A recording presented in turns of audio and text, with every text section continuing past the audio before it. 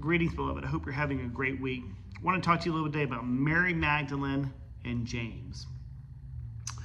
Mary Magdalene's feast day was on Tuesday.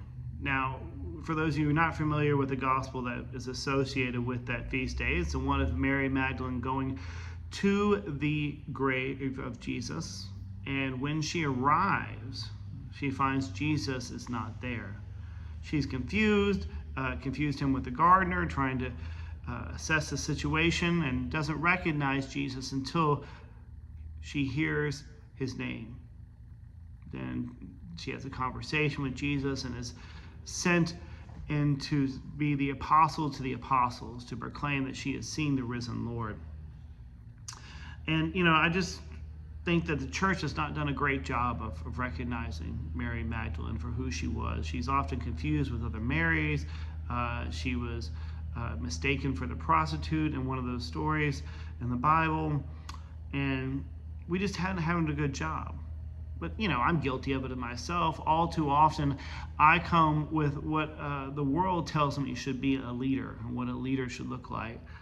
I too often have ignored people on the margins because they don't fit what I think they should look like. But luckily, God sees differently. And then, in my mind, I think it actually connects with the story of James. We hear of the Apostle James. We hear the story of his mother trying to angle for both John, James's brother, and for James to sit at the left hand and the right hand of Jesus.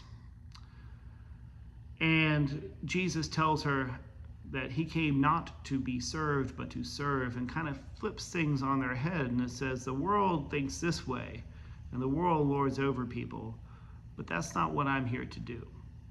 I'm here to offer you something different. All too often, we don't recognize that, and the church has not done the best job of acting and being something different than the world.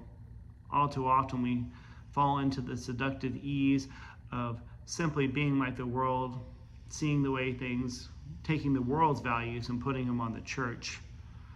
But I wonder what it would look like if we were to truly look to the margins, if we were to see people different, be able to recognize their gifts for who they are, even if they don't think like we think or operate like we operate. It's often on the margins where I think we can see God the clearest. So help me. Help me discover where God is going and where God is already there on the margins. If you feel like you're on the margins and being overseen, I invite you to step up. Join the life of the church. I think you have something to teach us.